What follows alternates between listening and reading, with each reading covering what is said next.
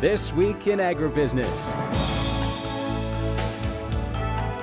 Serving America's most essential industry with agriculture broadcasters Max Armstrong and Orion Samuelson. And featuring agricultural meteorologist Greg Solier. This Week in Agribusiness is brought to you by ADM.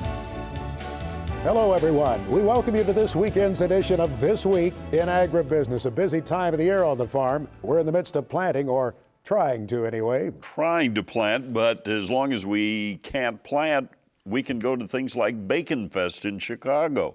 Kristen Decker was there for an event that sold out.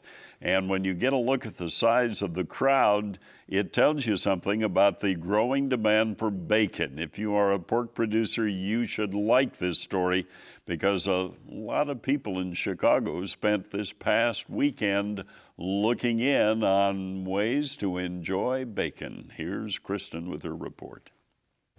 The popularity of bacon is a trend that doesn't seem to be diminishing anytime soon, as we found out at the sold-out 6th annual Bacon Fest here in Chicago.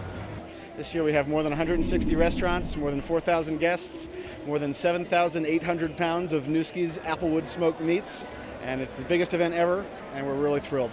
Do you think that this fad of bacon is ever going to go away? Well, number one, I would contest. I would question the assumption that there's a bacon fad. I think people love bacon. They've always loved bacon. They always will love bacon. There has been a bit of a frenzy perhaps the last few years, which we've been more than happy to ride that wave of bacon, but I think bacon's around for good. I didn't have it growing up. We didn't eat a lot of bacon, and I think I just latched onto it as an adult, and events like these, it's a ton of fun. This is my third year here, so my first year coming, I was coming off being a non-meat eater for about 12 or 13 years. So my first year here, I came here not even really liking bacon, but I thought it sounds unique, it sounds different, it's going to smell pretty good.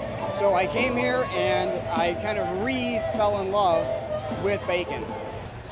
I don't know what it is. I think it's just that salty flavor, and you can just add it to things. It enhances vegetables, but it's great by itself. It's just like a mainstay of the Midwest. I agree. It's that thing you put in your vegetables when you want to give it to your kids, because then they'll eat their vegetables because it's so delicious. Producers are seeing higher pork prices. The big question, will consumers still buy? Surprisingly enough, with the elevated prices that we're seeing, we're not seeing a slowdown in consumers' purchases, we'll say. I think what's happening is, like bacon is set record highs. I believe it's up. I heard a standard the other day, 60% over same time period last year. It's up drastically since January of this year, but bacon sales continue to grow. Consumers love bacon, and they're going to eat bacon. They'll find their way.